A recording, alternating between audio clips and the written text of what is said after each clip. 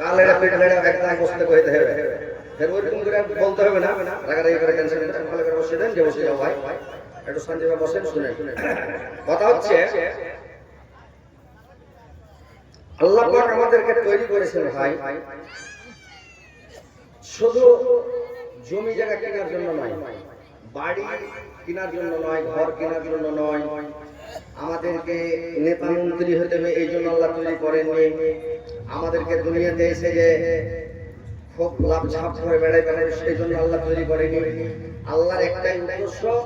আল্লাহ বলেছেন জিন এবং ইনসানকে দুটি সম্প্রদায়কে আল্লাহ তৈরি করেছেন ওমা খালাকুল জিন্না ওয়াল ইনসা ইল্লা লিয়াবুদুন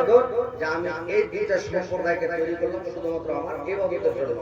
আমার বান্দাগির জন্য তাসবিহ করার জন্য জিকির করার জন্য আমাকে যাতে আমার বান্দারা ডাকে আমাকে যেন স্মরণ করে এই জন্য আমি তৈরি করলাম তো পৃথিবীতে এসেছেন আল্লাহকে স্মরণ করেন আল্লাহকে ডাকেন আল্লাহর তাসবিহ করেন জিকির করেন আল্লাহ কোরআনে বলছেন ইয়া আইয়ুহাল্লাযীনা আমানু যিকুরুল্লাহা যিকরান কাসীরা হে বিশ্বাসীগণ তোমরা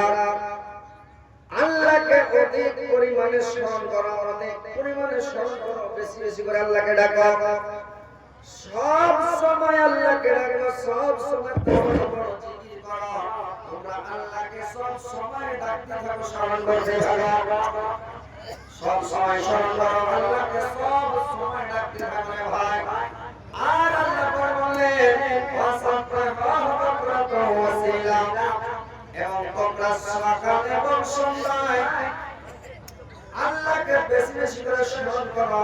তার গান বর্ণনা করো তার তাসবিহ করো জিকির করো এবং সকাল সন্ধ্যায় করো আল্লাহ বললেন ফাসবির আলা মা ইয়াকুলুনা ওয়াসাব্বিহ বিহামদি রাব্বিকা কাবলা তালাশি ওয়া ক্বাবলা আল-গরর আল্লাহ পাক বললেন মাইকে যে কি হয়ে গেল